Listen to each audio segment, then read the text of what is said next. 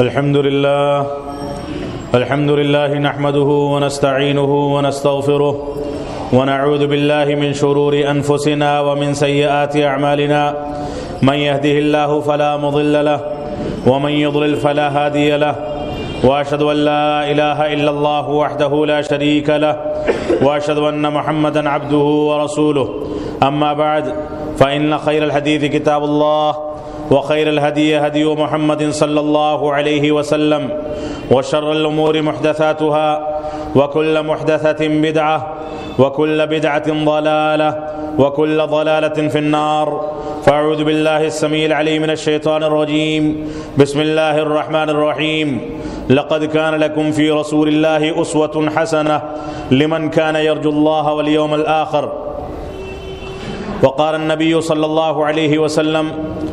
من عمل عملا ليس عليه امرنا فهو رد۔ محترم سامعین کرام، بزرگان دین، نوجوانان ملت اسلامیہ اور خواتین اسلام، مسلسل دو خطبات جمعہ سے آپ حضرات کے سامنے رسول اکرم صلی اللہ علیہ وسلم کی عظمت، آپ سے محبت اور رسول اکرم صلی اللہ علیہ وسلم کی سیرت مبارکہ اور پاکیزہ سیرت سے متعلق چند گوشوں کی روشنی میں آپ کے سامنے گفتگو کی گئی۔ اس کا اصل مقصد یہ تھا کہ آنے والے ایام میں جشن عید میلاد النبی کے نام سے رسول اکرم صلی اللہ علیہ وسلم سے محبت کی دعوے داری کرنے کے نتیجے میں اور اس دعوے داری کے نتیجے میں کہ ہم سب سے زیادہ رسول اکرم صلی اللہ علیہ وسلم سے محبت کرتے ہیں اور اس میں غلو کرنا، اس میں قرآن و سنت کے اصول سے، قرآن و سنت کے دلائل سے باہر نکل جانا اور رسول اکرم صلی اللہ علیہ وسلم سے محبت کے نام پر آپ کی تعلیمات کی مخالفت کرنا اور اس انداز کی چیزوں کی تمہید کے طور پر آپ کے سامنے رسول اکرم صلی اللہ علیہ وسلم کے مقام اور سیرت مطہرہ کا تذکرہ کیا گیا تھا۔ اللہ کے نبی صلی اللہ علیہ وسلم سے محبت کا مفہوم کیا ہے، آپ کی سیرت کو اپنانے کا مفہوم کیا ہے، یہ ایک مستقل موضوع ہے۔ رسول اکرم صلی اللہ علیہ وسلم کی اتباع، آپ کی پیروی اور آپ کے نقش قدم پر چلنے کا کیا طریقہ اور سلیقہ ہونا چاہیے، یہ ایک مستقل موضوع ہے۔ رسول اکرم صلی اللہ علیہ وسلم نے کبھی بھی اس بات کو گوارا نہیں کیا کہ کوئی شخص رسول اکرم صلی اللہ علیہ وسلم سے آگے بڑھنے یا آپ کے طریقے سے آگے بڑھ کر نیکی اور خیرات کے کاموں میں آگے بڑھنے یا ثواب زیادہ کمانے کی کوشش کرے اور رسول اکرم صلی اللہ علیہ وسلم اس کو نظر انداز کر دیں۔ اس کی واضح دلیل وہ صحیح روایت ہے کہ جب 3 صحابہ کرام رسول اکرم صلی اللہ علیہ وسلم کے پاس تشریف لائے لیکن آپ نہیں مل سکے تو اماں عائشہ سے ان تینوں نے پوچھا کہ اللہ کے نبی صلی اللہ علیہ وسلم کی زندگی کے بارے میں، آپ کے معمولات کے بارے میں، آپ کی عبادات کے بارے میں، آپ کی شب بیداری کے بارے میں، آپ کے صوم اور روزے کے بارے میں ہم کو کچھ بتا دیا جائے تاکہ ہم اپنی زندگی میں نیکی کے کاموں کے لیے، سبقت کرنے کے لیے، نیکی کے کاموں میں آگے بڑھنے کے لیے کچھ لائے عمل تیار کر سکیں، کوئی چیز متعین کر سکیں، اس کے مطابق آگے بڑھ سکیں۔ اما عائشہ صدیقہ رضی اللہ تعالیٰ عنہ نے فرمایا کہ اللہ کے نبی صلی اللہ علیہ وسلم کبھی روزے سے رہتے ہیں اور کبھی افطار کر لیتے ہیں، یعنی روزانہ روزہ رکھنا یہ رسول اکرم صلی اللہ علیہ وسلم کی سنت نہیں ہے۔ آپ امت اسلامیہ کو روزانہ روزے میں رہ کر کے مشقت میں نہیں ڈالنا چاہتے، اسی وجہ سے جب ایک صحابی رسول نے رسول اکرم صلی اللہ علیہ وسلم سے پوچھا، عبداللہ بن عمرو بن عاص رضی اللہ تعالیٰ عنہ نے، کہ میں روزے سے رہنا چاہتا ہوں، آپ مجھ کو طریقہ بتا دیں، تو اللہ کے نبی صلی اللہ علیہ وسلم نے فرمایا کہ ایام 20 کے یعنی 13، 14 اور 15 تاریخوں میں، چاند کی تاریخوں میں تم روزہ رکھا کرو، یعنی مہینے میں 3 روزے۔ اگر ایک روزے کا ثواب 10 روزوں کے برابر، جیسا کہ اللہ رب العالمین نے وعدہ کیا ہے کہ 10 گنا ثواب دے گا، اگر اللہ رب العالمین نے 10 گنا ثواب دیا تو 3 روزوں کا ثواب 30 ایام کے برابر یعنی 1 مہینے کے ثواب کے برابر ہوگا۔ اللہ کے نبی صلی اللہ علیہ وسلم سے عبداللہ بن عمرو بن عاص رضی اللہ تعالیٰ عنہ نے فرمایا کہ میں اس سے زیادہ طاقت رکھتا ہوں، تو اللہ کے نبی صلی اللہ علیہ وسلم نے فرمایا کہ تم سوموار اور جمعرات کا روزہ رکھ لیا کرو، کیونکہ یہ دونوں ایام ایسے ایام ہیں کہ ان ایام میں اللہ رب العالمین کے سامنے ہمارے اعمال پیش کیے جاتے ہیں، فرشتے لے کر کے جاتے ہیں اور لے کر کے آتے ہیں، اس وجہ سے ان دونوں دنوں میں تم لوگ روزے کا اہتمام کرو۔ تو انہوں نے فرمایا کہ میں اس سے زیادہ طاقت رکھتا ہوں، نوجوان تھے، تندرست تھے، انہوں نے فرمایا کہ مزید روزے رکھ سکتا ہوں۔ اللہ کے نبی صلی اللہ علیہ وسلم نے فرمایا کہ نہیں، اس سے زیادہ روزوں کی گنجائش نہیں ہے۔ ان کے اصرار کرنے کے بعد آپ نے ان کو گنجائش دی کہ 1 دن روزے سے رہو اور 1 دن بغیر روزے کے رہو، یہ زیادہ سے زیادہ روزہ رکھنے کا طریقہ ہے، اور اس کو بھی رسول اکرم صلی اللہ علیہ وسلم نے ناپسند کیا تھا کہ انسان پوری زندگی میں اس انداز کی زندگی گزارے کہ روزے سے رہے، کمزوری لاحق ہو، عبادات کو کرنے میں نشاطات کی کمی واقع ہو، اور انسان چلنے پھرنے میں، مسجدوں سے جڑنے میں، خیرات کے کام میں، محنت و جستجو کرنے میں کسی انداز کی کاہلی یا سستی کا شکار ہو جائے۔ اس وجہ سے رسول اکرم صلی اللہ علیہ وسلم نے جو طریقہ بتا دیا وہی طریقہ ہمارے لیے اسوہ اور نمونہ ہے۔ ان صحابہ کرام میں سے ایک نے کہا کہ اگر اللہ کے نبی صلی اللہ علیہ وسلم کبھی کبھار روزے سے رہتے ہیں اور کبھی افطار کرتے ہیں یعنی بغیر روزے کے رہتے ہیں، تو اب میں روزانہ روزے سے رہوں گا، کیونکہ اللہ کے نبی صلی اللہ علیہ وسلم کے اگلے پچھلے گناہ معاف ہیں، آپ کو جنت کی بشارت دی گئی ہے، اس وجہ سے میں آپ سے زیادہ عمل کو انجام دینے کے لیے اور مزید شکر گزاری ادا کرنے کے لیے روزانہ روزے کا اہتمام کروں گا۔ اس کے بعد اماں عائشہ نے فرمایا کہ آپ رات میں سوتے بھی ہیں اور تہجد کا اور قیام اللیل کا نوافل کا اہتمام بھی کرتے ہیں اور تھوڑی دیر آرام بھی کرتے ہیں۔ تو دوسرے صحابی رسول نے کہا کہ میں پوری رات اللہ رب العالمین کی عبادت کروں گا۔ تیسرے صحابی رسول نے یہ کہا کہ میں شادی بیاہ نہیں کروں گا، اللہ کے نبی صلی اللہ علیہ وسلم کے سارے گناہ معاف ہیں، آپ نے شادی بیاہ کر رکھی ہے، حقوق کی ادائیگی میں آپ کو وقت لگتا ہے، لہذا میں زندگی بھر بغیر شادی کے رہوں گا تاکہ اللہ رب العالمین کی عبادت کے لیے اپنے آپ کو فارغ کر سکوں۔ اما عائشہ نے رسول اکرم صلی اللہ علیہ وسلم کو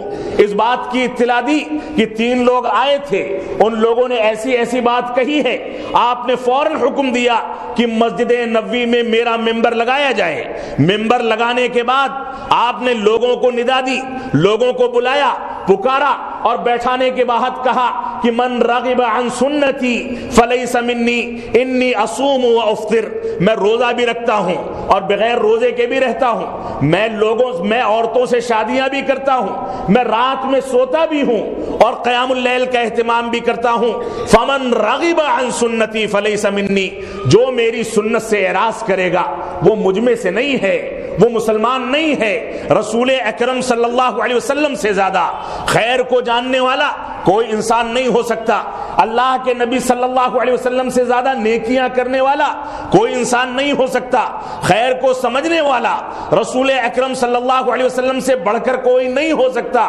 لہذا اللہ کے نبی صلی اللہ علیہ وسلم نے جتنا طریقہ بتا دیا اسی کو صحیح انداز سے انجام دینا، یہی عین اسلام ہے۔ اس میں نہ حذف کیا جا سکتا ہے، نہ کمی کی جا سکتی ہے، نہ زیادتی اور اضافہ کیا جا سکتا ہے۔ جو اسلام تھا وہی اسلام رہے گا۔ اگر 5 وقتہ نمازیں باجماعت واجب کی گئی تو کوئی انسان ثواب کو مزید کمانے کے لیے 6 وقتوں کی نماز نہیں پڑھ سکتا۔ 1 رکعت میں 2 سجدوں کو واجب کیا گیا، کوئی انسان مزید ثواب کے لیے 3 سجدہ نہیں کر سکتا، یا 2 سجدوں میں سے 1 سجدے کی کمی کر کے صرف 1 سجدے پر اکتفا نہیں کر سکتا، اس کی نماز بھی باطل ہوگی، اس کی عبادت بھی باطل ہوگی، اس کے مسائل بھی باطل ہوں گے، اور اس کو ثواب کے بجائے اگر جان بوجھ کر ایسا کیا ہے تو ثواب کے بجائے اس کو عذاب ملے گا، اس کو گناہ ملیں گے۔ تو رسول اکرم صلی اللہ علیہ وسلم کی مکمل زندگی ہمارے لیے اسوہ اور نمونہ ہے۔ لیکن جشن عید میلاد النبی کے نام سے جو باتیں رسول اکرم صلی اللہ علیہ وسلم کی محبت اور آپ سے الفت اور قربت کا اظہار کرنے کے بعد انجام دی جاتی ہیں، کیا ان چیزوں کا تذکرہ رسول اکرم صلی اللہ علیہ وسلم کی زندگی میں تھا یا نہیں تھا؟ یہ غور کرنے کی بات ہے۔ کیا آپ نے سابقہ انبیاء کرام کا جشن ولادت منایا؟ کیا صحابہ کرام نے رسول اکرم صلی اللہ علیہ وسلم کا یوم ولادت منایا؟ کیا تابعین اعظام نے صحابہ کرام کا یوم ولادت منایا؟ کیا ائمہ اربعہ نے یا دوسرے محدثین اور فقہا نے ایک دوسرے کا یا صحابہ کرام کا یا تابعین اعظام کا یا انبیاء کرام کا یا رسول اکرم صلی اللہ علیہ وسلم کا جشن ولادت منایا یا نہیں منایا؟ یہ ایک بنیادی سوال ہے۔ اگر منایا ہے تو ہم اس کا اعلان کرتے ہیں کہ ہم بھی منائیں گے، لیکن نہیں منایا ہے تو یہ چیز بدعت قرار پائے گی۔ صحابہ کرام کو رسول اکرم صلی اللہ علیہ وسلم ممبر لگا کر کے تنبیہ کرتے ہیں، ڈانٹتے ہیں، یہاں تک کہتے ہیں کہ من رغب عن سنتی فلیس منی، جو میری سنت سے اعراض کرے گا وہ مجھ میں سے نہیں ہے۔ جبکہ کسی نے بظاہر کسی نیکی کے کام کو چھوڑ کر کے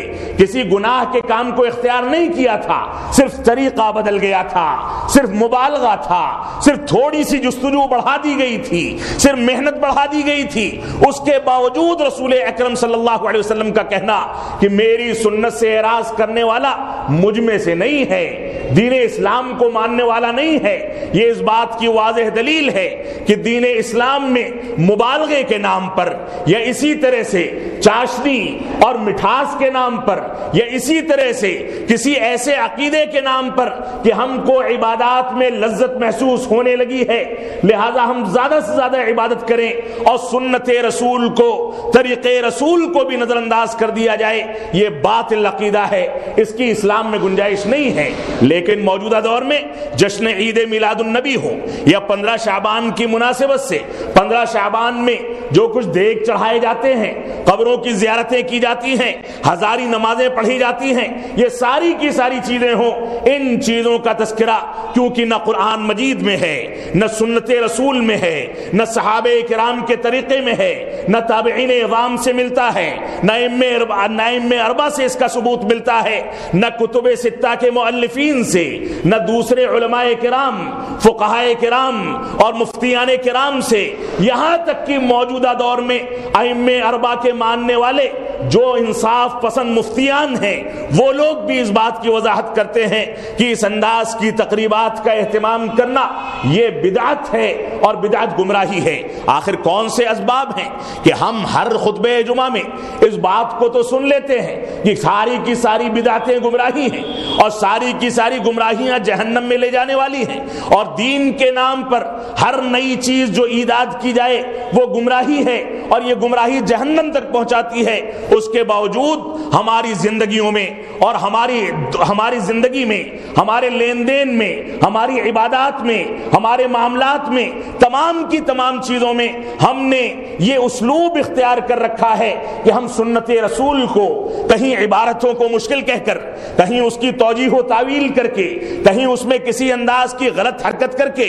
غلط ترجمہ کر کے، غلط تعویل کر کے اس میں نئی نئی باتوں کو ایجاد کرتے ہیں اور اس بات کو قطعاً بھول جاتے ہیں کہ ہماری یہ گمراہی، ہماری یہ نئی بات جو ہم دین کے نام پر ثواب کی خاطر ایجاد کرتے ہیں یہ چیز گمراہی ہے، کیونکہ نہ قرآن مجید سے اس کا ثبوت ہے، نہ سنت رسول سے اس کا ثبوت ہے، اور یہ گمراہی انسان کو جہنم میں لے جانے والی ہے۔ اس وجہ سے ہم کو غور کرنا ہوگا کہ محبت رسول کا تقاضا کیا ہے، ہم کو غور کرنا ہوگا کہ سیرت رسول کا تقاضا کیا ہے، ہم کو دیکھنا ہوگا کہ محبت اور سیرت رسول اور اتباع رسول کے تقاضے کیا ہیں، ہم کو یہ بھی دیکھنا ہوگا کہ قرآن مجید اور سنت رسول کو صحابہ کرام نے کون سے مفہوم پر سمجھا ہے، کس طریقے پر سمجھا ہے، کون سے ضابطوں پر سمجھا ہے، کس طریقے پر سمجھا ہے، کون سی تدابیر کے ذریعے سمجھا ہے، کون سے اسلوب میں سمجھا ہے۔ جب وہ اسلوب ہمارے سامنے ہوگا،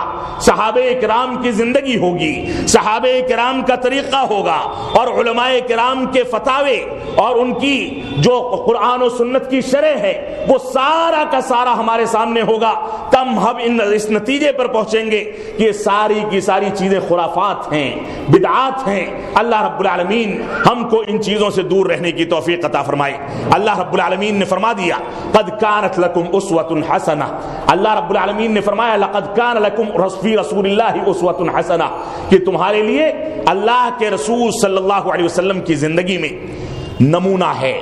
مثال ہے، اتنا بہترین نمونہ ہے کہ رسول اکرم صلی اللہ علیہ وسلم نے تم کو سونے اور جاگنے کا طریقہ بھی بتا دیا، یہاں تک کہ قضائے حاجت اور استنجا کے آداب بھی بتا دیے، پانی پینے، کھانے پینے اور اسی طرح سے چلنے پھرنے، لین دین کرنے، سونے جاگنے، بیوی اور بچوں سے تعامل کرنے، اپنے خاندان کے افراد سے تعامل کرنے، اپنے ماں باپ کے حقوق کی ادائیگی کرنے، بچوں کی تربیت کرنے، تمام کی تمام چیزوں میں رسول اکرم صلی اللہ علیہ وسلم نے ہم کو واضح دستور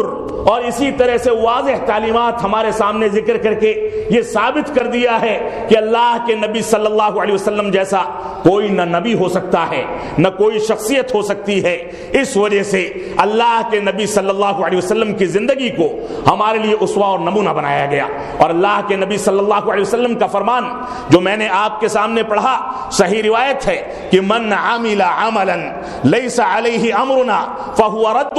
جس نے کوئی ایسا عمل انجام دیا جس عمل پر ہمارا حکم اور ہماری دلیل موجود نہیں ہے، ایسا عمل انجام دیا جو اپنی منمانی کر کے، اپنے علماء سے پوچھ کر کے، بلا کسی دلیل کے اس کی تصدیق کر کے اس کو انجام دے دیا، اگر ایسا عمل انجام دیا ہے جس پر ہماری دلیل یا ہمارا حکم یا قرآن شریف اور سنت رسول کی رہنمائی موجود نہیں یا اس میں ممانعت موجود ہے، تو ایسی صورت میں وہ عمل اللہ رب العالمین کی نظر میں رد ہے، مردود ہے، اس کی کوئی گنجائش نہیں۔ اسلام کے نام پر ایسا عمل انجام دیا جائے تو گویا ہم رسول اکرم صلی اللہ علیہ وسلم پر اتہام لگاتے ہیں۔ امام مالک رحمۃ اللہ علیہ فرماتے ہیں اگرچہ امام مالک کوئی نبی نہیں ہے کہ ان کی تقلید کے طور پر یہ قول ذکر کیا جائے، لیکن قرآن مجید اور سنت رسول کی روشنی میں انہوں نے جو نظریہ پیش کیا ہے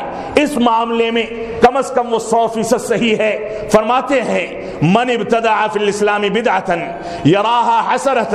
فقد زعم ان الرسول صلی اللہ علیہ وسلم قد خان لان اللہ یقول اليوم اکملت لکم دینکم واتممت علیکم نعمتی ورضیت لکم الاسلام دینا۔ اللہ کے فرمایا امام مالک رحمۃ اللہ علیہ نے، جس نے اسلام کے نام پر اسلام کے اندر ثواب کے لیے نیکی سمجھ کر کے کوئی نئی بات ایجاد کی اور اس کو نیکی سمجھ کر کے انجام دیا تو گویا اس نے یہ گمان کیا، نعوذ باللہ من ذالک، کہ اللہ کے نبی صلی اللہ علیہ وسلم نے خیانت کی ہے، کیونکہ اللہ رب العالمین کا فرمان ہے الیوم اکملت لکم دینکم واتممت علیکم نعمتی ورضیت لکم الاسلام دینا، کہ آج ہم نے تمہارے لیے تمہارا دین مکمل کر دیا اور اسلام کو تمہارے لیے تمہارا پسندیدہ دین قرار دیا۔ یہ اللہ رب العالمین کا دین ہے۔ جس روز یہ آیت کریمہ نازل ہوئی دین اسلام کی تکمیل ہو گئی، جس روز یہ آیت کریمہ نازل ہوئی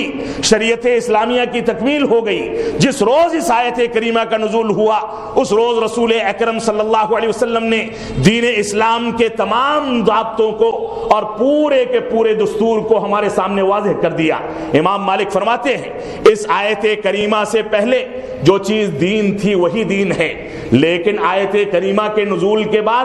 اگر کوئی دین کے ثبوت اور قرآن مجید اور سنت رسول کے ثبوت کے بغیر کسی بات کی نسبت دین اسلام کی جانب کرتا ہے تو گویا یہ گمان کرتا ہے کہ یہ چیز دین میں شامل ہے، اور اگر اس کی دین میں شمولیت اس کے دل میں بیٹھی ہوئی ہے اور وہ سوچتا ہے کہ یہ دین اسلام کا حصہ ہے تو گویا الیوم اکملت لکم دینکم اس آیت کریمہ کے نزول سے پہلے یہ چیز بھی نازل ہوئی تھی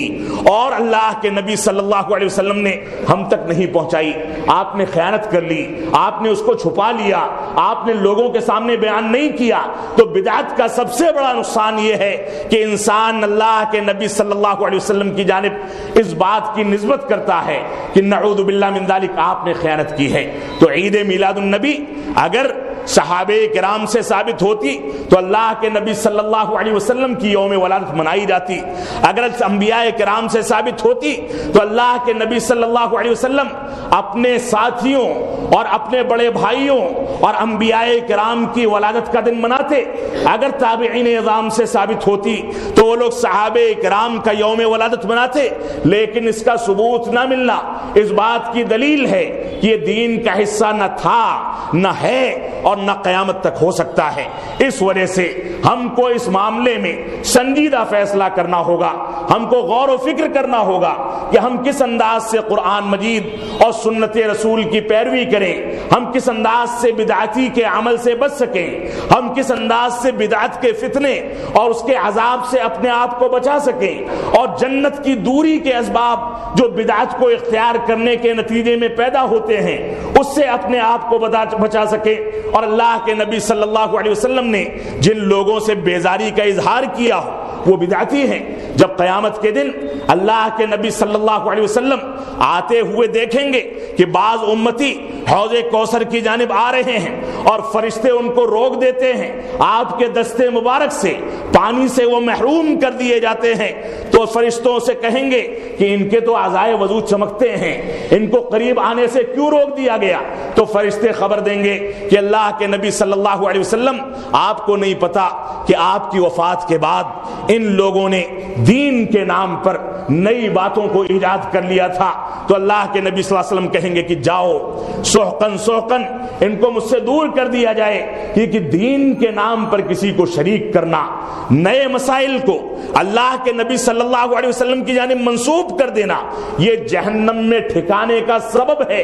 اس وجہ سے اللہ کے نبی صلی اللہ علیہ وسلم اس سے برات کا اظہار کریں گے. اللہ کے نبی صلی اللہ علیہ وسلم نے یہاں پر لا علمی کا اظہار کیا, اس کا تذکرہ بھی کر دیا جائے کیونکہ اس کا تعلق بھی انہی لوگوں سے ہے جو جشن عید میلاد النبی کے نام پر دنیا بھر کی خرافات کرتے ہیں. وہ یہ بھی کہتے ہیں کہ اللہ کے نبی صلی اللہ علیہ وسلم حاضر ہوتے ہیں, وہ نور تھے, انسان نہیں تھے, وہ حاضر ہوتے ہیں, وہ باحیات ہیں, وفات نہیں ہوئی ہے. وہ لوگ یہ بھی اعتقاد رکھتے ہیں کہ اللہ کے نبی صلی اللہ علیہ وسلم غیب جانتے تھے, جبکہ اسی حدیث کے اندر جو کہ صحیح مسلم کی روایت ہے اس کے اندر اللہ کے نبی صلی اللہ علیہ وسلم نے امتیوں کو بھگانے کے لیے فرشتوں سے سبب پوچھا. اگر آپ عالم الغیب ہوتے تو پوچھنے کی ضرورت نہیں پڑتی, آپ عالم الغیب ہوتے تو عائشہ صدیقہ پر اتہام نہیں آتا, آپ عالم الغیب ہوتے تو آپ کو لہو لہان نہیں کیا جاتا, آپ عالم الغیب ہوتے تو صحابہ کرام کے خلاف کارروائیاں نہیں کی جاتی, ان کو شہید نہیں کیا جاتا, ان کے خلاف قتل و خوریزی کی سازشیں نہیں کی جاتی, 70 حفاظ کرام کو قتل نہیں کیا جاتا. یہ ساری کی ساری دلائل ہیں, سارے کے سارے دلائل ہیں جو علم غیب کا انکار کرتے ہیں اور علم غیب کو اللہ رب العالمین کے ساتھ خاص کرتے ہیں. لیکن ہمارے دور میں بڑے آرام کے ساتھ ہم جواز فراہم کرتے ہیں, ہم لڑائی جھگڑے کرتے ہیں کہ جن لوگوں نے اس انداز کا فتویٰ دے دیا تو وہ ایسے ہیں وہ ایسے ہیں, اور اپنی کٹ حجتی کو اور اپنی بدعت کو, بلکہ آج کے دور میں یہاں تک کہا جائے کہ میلاد النبی کے نام پر جو شرکیات تک انجام دیے جاتے ہیں ان کو جواز فراہم کرنے کے لیے باقاعدہ قرآن مجید اور سنت رسول کے دلائل کا غلط مفہوم پیش کر کے امتیوں کو اور مسلمانوں کو گمراہ کرنے کی کوشش کی جاتی ہے. یہ ساری کی ساری چیزیں ہمارے سامنے ہونی چاہیے, ہم کو اس پر غور و فکر کرنا چاہیے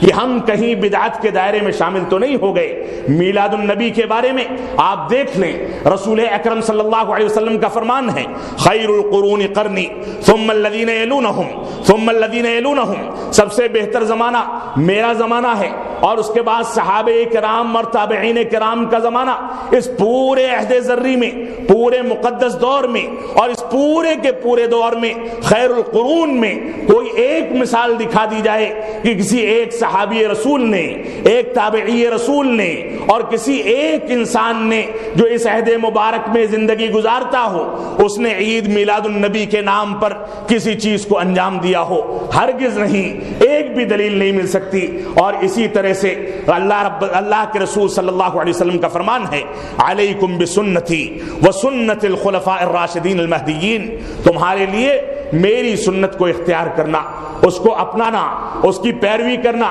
یہ واجب ہے۔ اور اسی طرح سے خلفائے راشدین یعنی ابو بکر صدیق رضی اللہ تعالیٰ عنہ، عمر بن خطاب رضی اللہ تعالیٰ عنہ، عثمان غنی اور علی بن نبی طالب رضوان اللہ عنہم اجمعین، ان چاروں خلفائے راشدین جن کو اللہ کے نبی صلی اللہ علیہ وسلم نے ہدایت یافتہ قرار دیا، ان لوگوں کے طریقے کو اختیار کرنا تمہارے لیے واجب اور ضروری ہے، کیونکہ یہ لوگ دین سے قریب تھے۔ ان سارے کے سارے لوگوں کے عہد میں، ان لوگوں کے اقوال میں، ان لوگوں کے طریقوں میں اس طرح کی کسی چیز کا تذکرہ تک بھی نہیں ملتا، بلکہ کوئی تصور بھی نہیں پایا جاتا۔ لیکن میلاد النبی جس کو ہم ایجاد کرتے ہیں، جس کو ہم انجام دیتے ہیں، جو خیر القرون کی دین تو ہرگز نہیں، خیر القرون کے بعد ایک مدت گزر گئی، صدیاں گزر گئیں، ان صدیوں کے اندر، ان ایام کے اندر، ان سالوں کے اندر اور اس طویل مدت کے اندر عید میلاد النبی کا نہ کوئی تصور تھا، نہ اس کو منانے کا اور انجام دینے کا کوئی تصور تھا۔ لیکن بعد کے دور میں جب بعض لوگوں نے اس کو ایجاد کیا، اس کی تاریخ کیا تھی، اس کا تذکرہ میں اختصار کے ساتھ یہاں کرنا چاہتا ہوں۔ پہلی چیز تو یہ ہے کہ رسول اکرم صلی اللہ علیہ وسلم نے فرمایا، من تشبہ بقوم فہو منہم، جو کسی دوسری قوم سے دین اسلام کے نام پر، شریعت کے نام پر مشابہت اختیار کرتا ہے، ان کے دینی معاملات کو اور ان کے دینی دستور کو، ان کے دینی طریقوں کو اور ان کی شریعت کے طریقوں کو اختیار کرتا ہے، اگر اس نے اختیار کر لیا تو ان میں سے ہو جائے گا۔ آج کے دور میں میلاد النبی کا تذکرہ جب سنت رسول میں نہیں ہے، جب صحابہ کرام سے نہیں ملتا، تابعین اعظام سے نہیں ملتا، محدثین کرام اور ائمہ اربعہ سے اس کا ثبوت نہیں ملتا، تو ایسی صورت میں جن لوگوں نے ایجاد کیا اس کو، وہ لوگ یقیناً محدثین کی نظر میں ملعون تھے، محدثین نے ان کو ناقابل اعتماد قرار دیا۔ ان لوگوں نے ایجاد کر کے کرسمس جو کہ عیسائیوں کی عید، یا کرسمس جو کہ عیسیٰ علیہ السلام کی مزعومہ یوم ولادت کے موقع سے عیسائیوں نے منانا شروع کیا ہے، مسلمانوں نے بھی ان سے مشابہت اختیار کر کے اس چیز کو انجام دینا شروع کر دیا۔ اسی طرح سے آپ دیکھیں محفل میلاد کے اندر غیر قوموں کی جہاں مشابہت ہوتی ہے، اسی طرح سے محفل میلاد میں رقص اور ناچ گانے بھی کیے جاتے ہیں، شرکیات کو بھی انجام دیا جاتا ہے، اللہ کے رسول صلی اللہ علیہ وسلم کی حاضری کا عقیدہ بھی رکھا جاتا ہے، جبکہ اللہ کے نبی صلی اللہ علیہ وسلم کا فرمان ہے، لا تطرونی کما اطرت النصارى ابن مریم انما انا عبد فقولوا عبد اللہ ورسولہ۔ صحیح بخاری اور صحیح مسلم کی روایت ہے کہ اللہ کے نبی صلی اللہ علیہ وسلم نے ارشاد فرمایا کہ مجھ کو اس طرح سے نہ بڑھا دو، میرے بارے میں اس طرح سے مبالغہ نہ کرو جس طرح سے عیسیٰ ابن مریم کے بارے میں عیسائیوں نے مبالغہ کیا۔ انما انا عبد، میں اللہ رب العالمین کا بندہ ہوں، نور نہیں ہوں، میں اللہ رب العالمین کا بندہ ہوں، اور اللہ رب العالمین نے مجھ کو انسان بنایا، فقولوا عبد اللہ ورسولہ، لہذا مجھ کو اللہ کا بندہ اور اس کا رسول تسلیم کر کے اسی نام سے پکارو اور وہی سمجھو جو اللہ رب العالمین نے مجھ کو مقام دیا ہے۔ تو اللہ کے نبی صلی اللہ علیہ وسلم نے اس روایت کے اندر بھی اشارتاً بالکل وضاحت کر دی کہ اس طرح کی چیزوں کی اسلام میں اور شریعت اسلامیہ میں کوئی گنجائش نہیں ہے۔ تاریخ ولادت رسول اکرم صلی اللہ علیہ وسلم کی کیا تھی، آپ کب پیدا ہوئے اور وہ مبارک مرحلہ کب وجود میں آیا جس مبارک مرحلے کے بعد مکہ کی سرزمین پر برکتیں بکھیر دی گئیں۔ اس مبارک مرحلے کے بعد مکہ میں جہاں جہاں رسول اکرم صلی اللہ علیہ وسلم کو دودھ پینے کی عمر میں لے جایا جاتا تھا، وہاں بکریوں کی چھاتیوں میں دودھ بڑھ جایا کرتا تھا، برکتیں ہوتی تھی۔ اللہ رب العالمین نے آپ کی تربیت کا یہاں تک انتظام کیا کہ آپ کے مبارک سینے سے آپ کے مبارک دل کو نکال کر کے سونے کے مرتبان میں اور سونے کے برتن میں رکھ کر کے اس کو آب زمزم سے غسل دے کر کے دنیاوی آلائشوں سے دو مرتبہ پاک کیا گیا۔ وہ مکہ مکرمہ، وہ مبارک مرحلہ جو رسول اکرم صلی اللہ علیہ وسلم کی ولادت کا تھا، اس ولادت سے اور رسول اکرم صلی اللہ علیہ وسلم کی بعثت سے اور اللہ کے نبی صلی اللہ علیہ وسلم نے ہم کو جو طریقہ بتایا ہے، ان چیزوں سے اگر عبرت حاصل کرنی ہے، اگر اس سے محبت ہے، اگر اس سے الفت ہے، تو ایسی صورت میں اللہ کے نبی صلی اللہ علیہ وسلم کا طریقہ اختیار کیا جانا چاہیے۔ امام شافعی رحمۃ اللہ علیہ فرماتے ہیں تعصل الہ وانت تظہر حبہ هذا محال فی القیاس بدیع لو کان حبک صادقا لاطعته ان المحب لمن يحب مطیع۔ فرماتے ہیں کہ اگر تمہاری محبت سچی ہوتی تو ایسی صورت میں جس سے محبت کرتے ہو اس کی مخالفت نہ کرتے۔ تم لوگ اللہ رب العالمین کی مخالفت کرتے ہو اور اس سے محبت کی دعوے داری کرتے ہو، اس سے محبت کا اظہار کرتے ہو۔ یہ چیز ممکن نہیں ہے کہ انسان جس سے محبت کرتا ہے، جس کو محبوب رکھتا ہے، اس کی مخالفت کرے۔ اللہ کے اور آگے فرماتے ہیں کہ اگر تمہاری محبت سچی ہوتی تو ایسی صورت میں اپنے محبوب کی اطاعت کرتے، کیونکہ انسان جس سے محبت کرتا ہے اس کی اطاعت کرتا ہے، اس کی پیروی کرتا ہے۔ اگر اللہ کے رسول صلی اللہ علیہ وسلم سے محبت کے تقاضوں کو انجام دینا ہے تو آپ کی پیروی کی جائے، آپ کی اتباع کی جائے، آپ کے طریقوں پر چلا جائے۔ آپ نے جو کچھ بتا دیا سونے جاگنے کے بارے میں، چلنے پھرنے کے آداب کے بارے میں، کھانے پینے کے آداب کے بارے میں، اٹھنے بیٹھنے کے بارے میں، لین دین کے بارے میں، تجارت کے بارے میں، چہرے مہرے کے بارے میں، لباس کے بارے میں، رہن سہن کے بارے میں، لین دین کے بارے میں، رشتہ داریوں کے بارے میں، بیویوں کے اور رشتہ داروں کے حقوق کو ادا کرنے کے بارے میں، تمام کی تمام چیزوں میں ہم اللہ کے نبی صلی اللہ علیہ وسلم کی مخالفت کرتے ہیں، بیویوں سے لڑائی جھگڑا کرتے ہیں، بچوں کی اسلامی تربیت نہیں کرتے، بے پردگی ہمارے گھروں میں عام ہے، ٹیلی ویژن ہمارے گھروں میں عام ہے، غلط انداز کی چیزوں کو ہم نے انٹرنیٹ کے ذریعے اور کمپیوٹر کے ذریعے، موبائل فون کے ذریعے اپنے گھروں میں گھسا کر کے بچوں کے دل کے آرام کا اور سکون کا ذریعہ بنا دیا۔ یہ ساری کی ساری چیزیں اللہ کے نبی صلی اللہ علیہ وسلم کی تعلیمات کے خلاف، اور اس کے بعد محبت کا دعویٰ کر کے صرف 12 ربیع الاول کو جو رسول اکرم صلی اللہ علیہ وسلم کی وفات کی متفقہ تاریخ ہے، اس دن اللہ کے نبی صلی اللہ علیہ وسلم سے محبت کا اظہار کر دیا جائے، یہ انصاف نہیں ہے۔ اس وجہ سے آئیے دیکھتے ہیں کہ اللہ کے نبی صلی اللہ علیہ وسلم کی ولادت کا مبارک مرحلہ کب وجود میں آیا۔ اس سلسلے میں حافظ ابن کثیر رحمۃ اللہ علیہ مشہور امام گزرے ہیں، وہ فرماتے ہیں کہ ربیع الاول کے مہینے پر اتفاق ہے کہ ربیع الاول کا مہینہ تھا، لیکن تاریخ کے بارے میں اختلاف ہے۔ بعض لوگ کہتے ہیں کہ 2 تاریخ، بعض کہتے ہیں 8 تاریخ، بعض کہتے ہیں 10 تاریخ، بعض 12، بعض 17، 18 اور 22 تک تاریخ کا تذکرہ کیا گیا ہے، اور امام حافظ ابن کثیر رحمۃ اللہ علیہ کی نظر میں 8 تاریخ یہ راجح ہے۔ 8 تاریخ یعنی 8 ربیع الاول یہ اللہ کے نبی صلی اللہ علیہ وسلم کی ولادت کی راجح تاریخ ہے۔ اسی طرح سے امام ابن الجوزی رحمۃ اللہ علیہ فرماتے ہیں کہ 10 ربیع الاول یہ راجح تاریخ ہے۔ قاضی سلیمان منصور پوری اور مشہور حنفی عالم دین اور مورخ اور سیرت نگار مولانا شبلی نعمانی رحمۃ اللہ علیہ، یہ دونوں اپنی اپنی کتاب اور سیرت رسول کی کتاب میں 9 ربیع الاول کو، جو کہ 20 اپریل 571 عیسوی کی تاریخ تھی، اس تاریخ کو راجح قرار دیتے ہیں۔ اس سلسلے میں احمد رضا خان بریلوی،